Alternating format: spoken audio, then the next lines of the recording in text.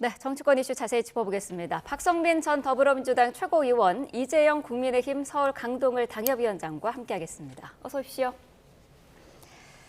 자, 화면으로 보신 것처럼 이 대통령이 초기 기획예산처 장관에 이해훈 전 의원을 지명한 것을 두고 후폭풍이 이어지고 있는데요. 탕평 인사라고는 하지만 부정적인 여론도 적지 않은데 이 대통령이 어제 내란 단절 의사를 직접 밝혀야 한다라는 입장을 냈습니다. 후보자가 어쨌든 이런 논란을 직접 좀 잠재워야 한다 이런 입장인 것 같아요.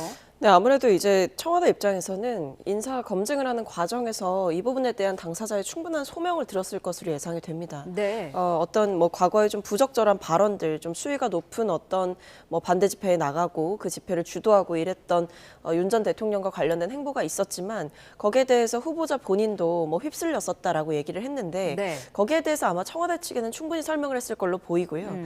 다만 여기에 대해서 이해훈 후보자가 직접 이 과거 내란 관련 발언이나 단절 의사를 표명해야 된다라는 것은 여당 내부에 있는 우려와 그리고 국민들의 눈높이에 맞춰서 국민들 앞에서 직접 본인이 해명하는 그런 입장 표명이 필요하다. 그러니까 본인이 직접 이 부정적인 여론과 관련해서 과거 본인의 행보에 대해서 직접 소명하고 직접 해명하고 직접 사과하는 자리가 필요하다.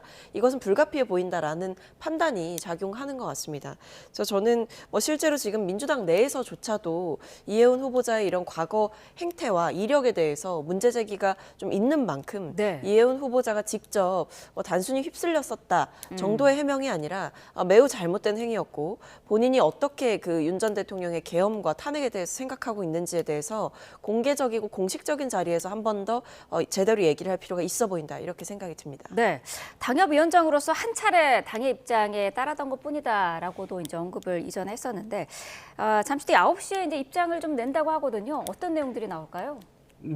일단 장관이 되고 싶으면 계엄에 대한 그리고 탄핵에 대한 과거의 발언을 번복해야 되고 네. 그때는 왜 그랬는지에 대한 충분한 설명이 필요하겠죠. 전 이재명 대통령이 이번 인사를 보면서 묘한 한수를 뒀다 이런 네. 생각은 들긴 했습니다. 그러니까 그 정치 즉 진영의 논리를 좀 떠나서 예산처 장관을 예전에는 기획부 그러니까 그 기재위 아니면은 경제부처에서 예산을 다뤄봤던 사람들을 이렇게 뒀는데 이번엔 정치인을 뒀단 말이죠. 그래서 정치 그래도 첫 장관인데 그런 네. 의미에서 그런 부분에선 좀 의미 있는 것이 아니었나 생각이 드는데 네. 좀 국민의힘의 반응은 예견된 거였고 오히려 민주당 내에서 이 스텝이 꼬이는 거 아닌가라는 생각은 좀 들었어요. 왜냐하면 앞서 우리 박성민 최고도 말씀해 주셨지만 바로 어제까지만 해도 아니면 엊그제까지만 해도 내란 세력 척결, 국민의힘 정당 해산 이걸 계속해서 장사해왔던 민주당인데 예산처 장관을 이해훈 당협위원장, 네. 전 당협위원장이라고 해야 되겠네요 이제는. 특히 그 탄핵과 계엄에 어찌 보면 계엄까지는 모르겠지만 탄핵에 굉장히 반대했던 사람, 그리고 그 입장이 번복된 걸 제가 보진 못했는데 그런 분을 장관으로 이제 하면서 그걸 이제 옹호해야 되는 입장이 돼버린 거 아니에요? 이 민주당 인사들 입장에서는. 그래서 그걸 보면서 저 사람들이 이제 앞으로 무슨 얘기를 할 건가라는 생각은 좀 드네요. 민주당 내부에서도 사실 의아하다는 분위기가 있었는데 오늘 입장 발표를 본 이후에 좀 달라질 가능성도 있을까요? 충분하게 해명과 사과가 있다라고 한다면 네. 거기에 대해서는 민주당 입장에서도 받아들일 수 있겠죠. 그러니까 과거에 사실은 제가 봤을 때에도 단순히 휩쓸렸다 보기에는 좀 어려운 것이 네. 이 본인의 당협에서 직접 집회를 주최하기도 하고 그런 모습들을 보여왔고 굉장히 좀 아스팔트 우파라고 보일 수 있는 그런 집회들에도 나가서 적극적으로 발언을 하셨기 때문에 네. 왜 어제와 오늘의 입장이 다른 것이냐라는 질문을 피할 수 없을 것이라 생각합니다. 다만 그렇다고 해서 후보자가 정말 어떤 정치적인 이유 때문에 어떤 본인의 정치적인 입지나 상황 때문에 동의하지 않았으나 그런 행동을 했다라는 점에 대해서 충분히 반성하고 이야기를 한다면 대통령께서 이 인사를 지명하신 뜻도 여당 입장에서는 뒷받침해야 될 의무가 있는 것이고 또 한편으로는 후보자가 직접 나서서 국민들 앞에서 좀 석고대죄를 하고 잘못된 입장이었고 정말 진정으로 반성한다라고 진정성 있게 얘기를 한다면 그 역시도 들어주지 않을 재간은 없다라는 생각이 생각이 들고요. 결국 그 사과의 수위나 어떤 객관성 그리고 명확성이 확보가 된다면 이해훈 후보자에 대한 부정적인 여론도 민주당 내부에서 한 차례 좀 불식될 수 있지 않을까라는 생각은 듭니다. 그렇군요. 장동혁 대표는 어제 이런 얘기도 했습니다. 해당 행위를 하는 인사들에 대해서 제대로 조치를 못했기 때문에 이런 일이 벌어진 거다. 과감한 조치를 해야 한다는 내용이었는데 당이 좀 더 강경한 기조로 움직일 것 같기도 해요. 근데 이건 말이 안 되죠. 왜냐하면 지금까지 해당 행위를 한 게 없었으니까 이해훈 전 최고는 이번이 어찌 보면 처음인 것일 수도 있잖아요. 장동혁 대표의 말은 지금까지 해당 행위에 대한 조치가 없었기 때문에 이해훈이 해당 행위를 한 거다 이렇게 얘기를 하시는 거나 마찬가지인데 지금 일어난 해당 행위에 대해서는 뭐 이걸 만약 해당 행위라고 명명을 한다면 그거는 지금 하시는 말씀하고 좀 말이 안 맞기 때문에 이걸 계기로 삼아 네. 혹여라도 본인의 정적이라든지 아니면은 본인이 생각하고 있는 해당 행위에 대해서 이거를 뭐 처단하려고 하는 뭐 네. 그런 분위기를 형성한다면 그거는 좀 옳지 않다고 봅니다. 그래서 지금 나오는 얘기가 이게 사실은 친한계를 겨냥한 거 아니냐 이런 얘기도 나오고 있거든요. 그거는 뭐 노골적이지 않았나요? 지난 한 달간 몇 달간 특히 당대표 되는 순간부터 얘기를 해야 되겠죠. 뭐 한동훈 전 대표에 대한 불편한 기색은 뭐 매우 강하게 노골적으로 드러내왔고 당에서 해왔던 여러 가지 행위들을 보면은 한동훈 계는 제거를 꼭 해야 되겠다라는 강력한 의지를 가지고 있으시기 때문에 그거에 따라서 뭐 이렇게 숨어 있는 의도라고 생각하지는 않습니다. 그렇군요. 장동혁 대표, 이 대통령이 이해훈 후보자를 지명한 거는 지금 정부의 여러 가지 이슈를 덮기 위한 조치다라고도 표현을 했는데 여기 대해서는 어떤 의견이실까요?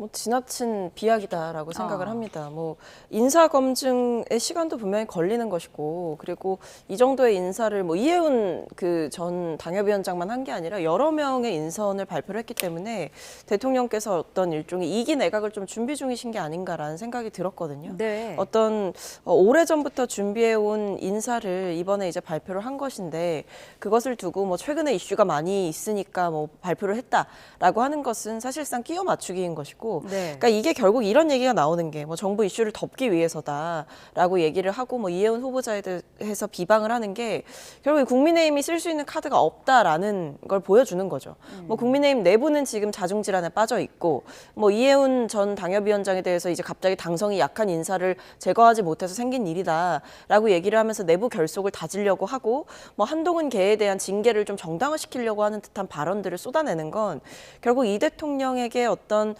반박할 수 있는 정치적인 전략이 부재한 상태이기 때문에 네. 결국 이 정부가 뭐 궁지에 몰려서 이런 일을 벌였다라는 식의 해석을 어떻게 보면 본인들의 입맛대로 지금 이 사태를 해석을 하는 거죠.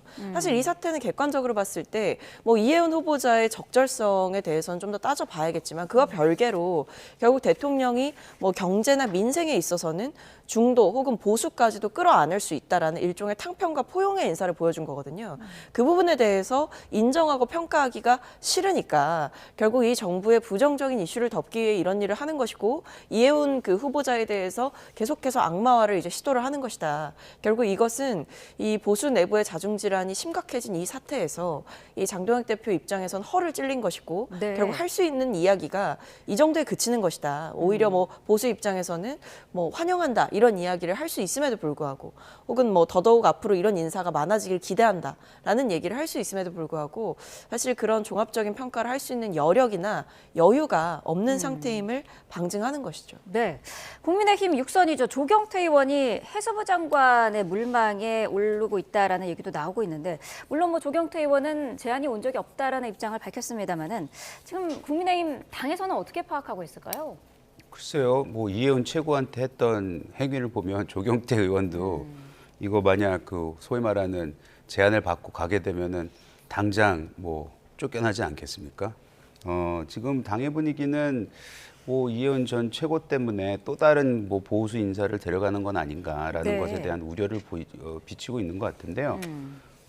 일단 너무 보수 진영에서 이해훈 그 전 최고에 대해서 이렇게까지 비난할 일인가라는 생각은 저는 좀 들긴 들어요. 왜냐하면 당성을 얘기하지만 이해훈 전 최고만큼 당에 헌신했던 사람도 보기 드뭅니다. 그럼 그동안 그런 보수 진영에선 이혜훈 전 최고를 어떻게 활용해 왔나 그런 것도 보면 제대로 활용 못한 건 아니었는지에 대한 자기 반성도 좀 필요한 시점이 아닌가라는 생각이 들긴 하는 건데요. 네. 다만 이제 이혜훈 최고는 그거는 좀 답변을 해야 될 것 같아요. 뭐냐면 이재명 정부가 출범하면서 그리고 그 전에도 이재명 대표 당시 대표가 가지고 있던 그리고 출범하면서 대통령이 가지고 있던 여러 가지 경제 기조에 대한 철학 뭐 이런 것에 대해서는 굉장히 반대를 많이 해왔거든요. 그러면은 장관 지명이 됐다고 해서 그걸 하루아침에 바꾸느냐. 본인이 경제 전문가로서 꾸준히 지금까지 해왔던 말에 얼마나 많은 신뢰를 주고 있었는데 네. 그런 거를 만에 하나 하루아침 만에 바꿔버린다면은 글쎄 그건 본인한테도 안 좋고 이재명 정부한테도 안 좋고 특히 아까 이제 박선민 최고가 얘기했던 우리 당내에서 나오고 있는 비판, 특히 이재명 정부가 잘못하고 있는 부분을 덮기 위해서 이거는 하나의 그 뭐 마케팅 형태의 인사 조치다라고 생각을 할 수 있기 때문에 그거에 대한 글쎄요 앞으로 어떤 그 행위를 해야 되는지 정책을 펼쳐나가야 될 때는 좀 두고 봐야 될 것 같습니다. 네. 이혜훈 후보자에 이어서 조경태 의원 얘기까지 나오면서 이렇게 대통령실이 보수 진영 인사들을 중용하는 게 지방선거에 대한 표심, 이거를 염두에 두는 거다라는 분석도 있더라고요. 근데 뭐 지방선거를 얘기하기 이전에 대통령께서 어떤 지역 안배에 대해서 인사들을 쓸 때 고민을 하는 것은 분명히 있는 것 같습니다. 실제로 이번에 발탁된 인사들 중에서는 뭐 TK 지역이나 PK 지역의 인사들이 많기 때문에 사실 대통령께서 뭐 지방선거를 노리고 인선을 했다라기보다는 이 정부가 계속해서 지역 균형 발전이라던가 아니면 서울 과밀화 문제를 해소하기 위한 지방의 어떤 발전 이런 부분들에 대해서 계속 고민을 하고 있다라는 점은 뭐 최근에 5극 3특 이런 부분들을 발표를 하시면서 많이 드러냈다라고 생각하거든요. 네. 그리고 사실 해수부 장관 자리가 지금 공석인데 그 자리 역시도 뭐 부산에서 인재를 찾고 있다 이런 이야기를 대통령께서 그간 하셨어요. 그래서 어떤 정부의 인선을 함에 있어서도 다양한 지역적 안배에 대한 고민과 그것이 결국 이 정부 정책을 추진함에 있어서 뭐 수도권 과밀화 현상을 해소하기 위한 하나의 방책이 될 수 있다라는 점을 대통령께서 고심하고 있다라는 것은 뭐 은연중에도 알 수 있는 사실이었기 때문에 꼭 굳이 지선용이 아니더라도 이 정부에서 인선을 고려할 때는 다양한 지역의 안배를 해서 뭐 인선을 하는 방향 역시도 고려하는 것이 사실은 뭐 이상한 혹은 뭐 생경한 일은 아니다라는 말씀 드리겠습니다. 네.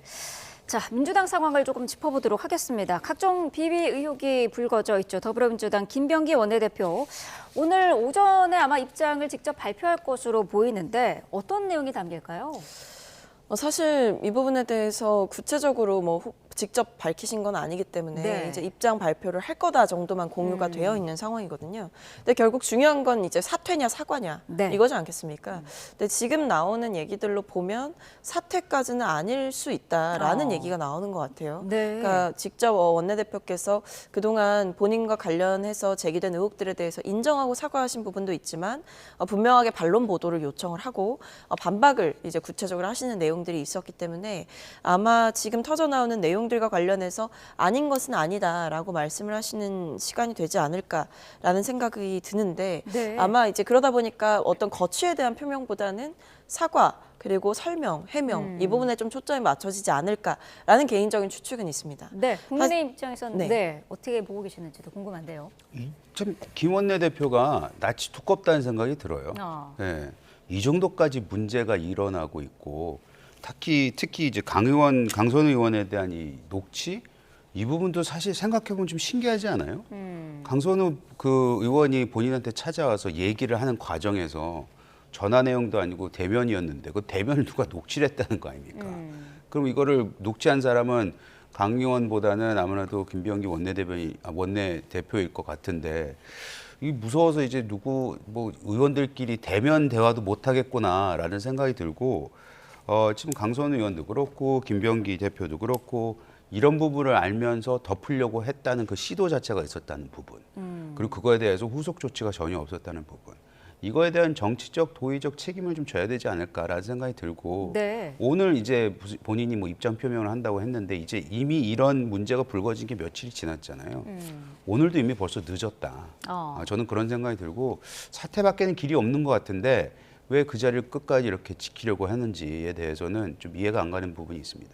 강선호 의원과 관련된 내용을 언급을 해주셨는데 내용을 좀 짚어보면 지난 22년에 지방선거를 앞두고 강선호 의원의 보좌관이 시의원 공천 신청자에게 1억 원을 전달받았고 이거를 보관 중이다라는 얘기를 이제 강 의원이 들었는데요. 이거를 김병기 당시 공관위 간사가 묵인했다라는 내용이지 않습니까?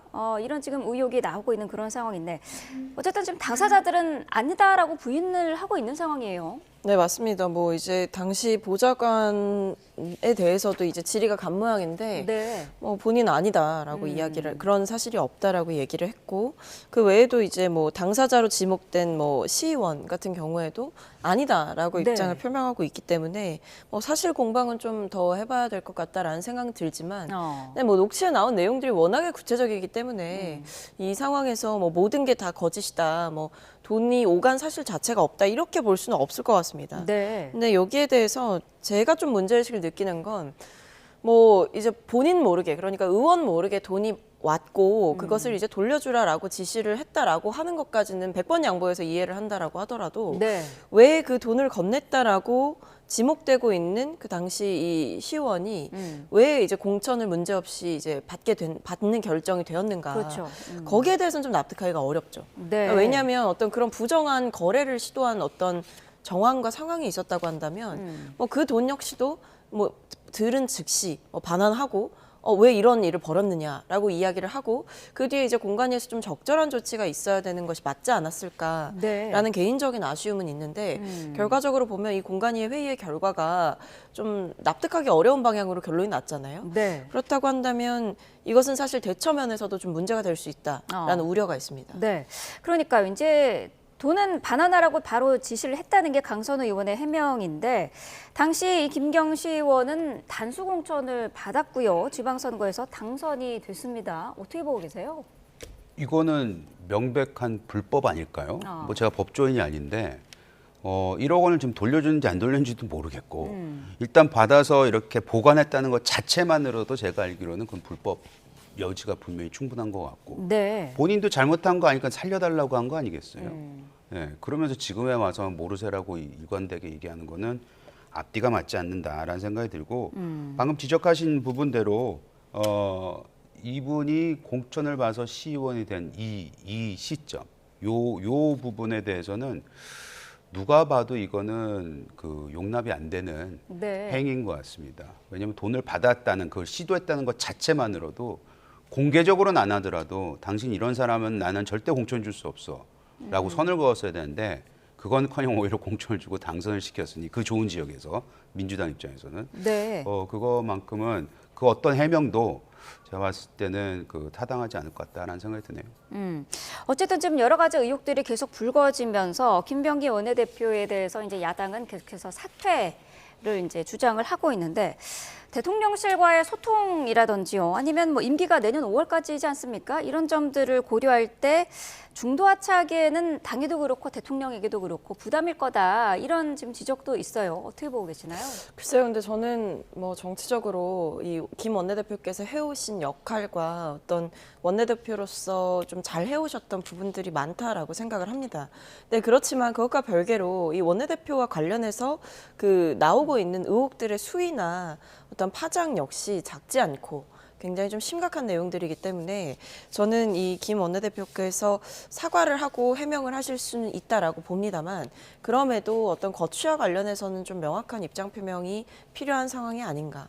라는 생각이 들고 오히려 지금 이제 직책을 유지하면서 갔을 때의 정치적인 파장 그리고 뭐 만약에 또 뒤이은 폭로가 나온다라고 한다면 그 역시 정부나 이제 당에 부담이 될 수 있다라는 우려 역시도 좀 고려를 해주시는 게 맞지 않을까 싶습니다. 알겠습니다. 네, 전국 이슈 두 분과 함께 자세히 짚어봤습니다. 박성민 전 더불어민주당 최고위원, 이재영 국민의힘 서울 강동을 당협위원장과 함께했습니다. 고맙습니다.